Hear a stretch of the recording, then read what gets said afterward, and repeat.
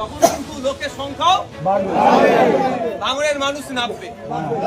ভাঙড়ের ডিসি স্যারকে আমি অনুরোধ করব, নিরপেক্ষতা বজায় রেখে কাজ করুন। যারা অন্যায় করেছে শাস্তি দিন, যে অন্যায় করেছে শাস্তি দিন, কোন পক্ষপাতিত্ব করার প্রয়োজন নেই।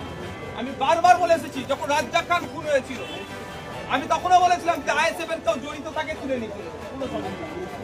হিংসা করলে আইএসএফ বলে তাকে আমি গার্ড করবো, সে মানসিকতা আমার নাই। আর ঠিক একই ভাবে আমাদের ছেলেদের উপরে নিরহভাবে আক্রমণ করবে, চুপ করে বসে থাকবো, সেই মানসিকতা আমার নাই। শেষবারের জন্য আবারও বলছি প্রশাসন বন্ধুদের যে আপনারা দায়িত্ব নিন, যারা এই অন্যায়ের সাথে যুক্ত তাদের বিরুদ্ধে ব্যবস্থা গ্রহণ করুন। আর যদি না দায়িত্ব নিয়ে ব্যবস্থা গ্রহণ করতে পারেন সেটাও আমাদেরকে জানিয়ে দিন, আমরা গণতান্ত্রিক প্রক্রিয়া ওর ব্যবস্থা করে দেব।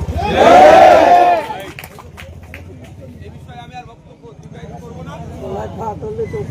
আগামী 26 আসছে, ভাঙড়ের মানুষকে ধন্যবাদ জানাবো।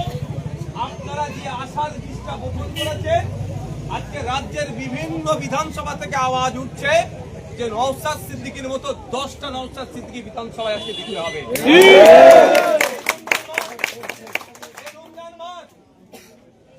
যে কলার দাম 30 টাকা ডজন ছিল, 70 টাকা ডজন আজকে কিনে খেতে হচ্ছে। যে আপেল 120 টাকা ছিল, সেটা 250 টাকায় কিনতে হচ্ছে।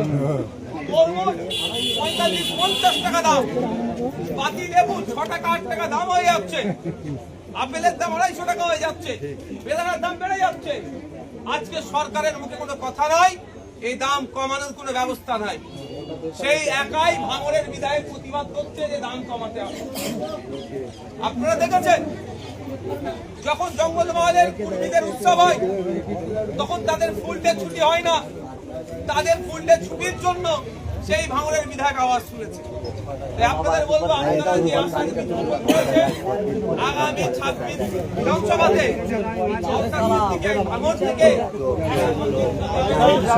অন্যান্য বিধানসভা থেকে নয়, খামচিহ্নের সাথে যারা থাকবে তারাও যাবে, মানুষের বিধানসভা তৈরি করবে।